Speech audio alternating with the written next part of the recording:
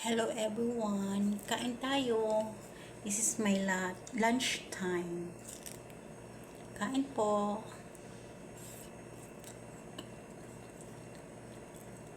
Ngayon lang ako nakauwi. Kasi pumunta ako sa yung sa school ng nanay ko, amo ko.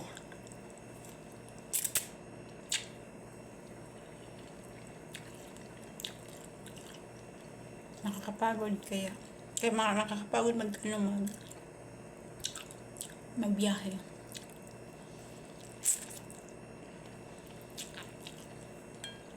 Halika na guys, samahan niyo akong kumain.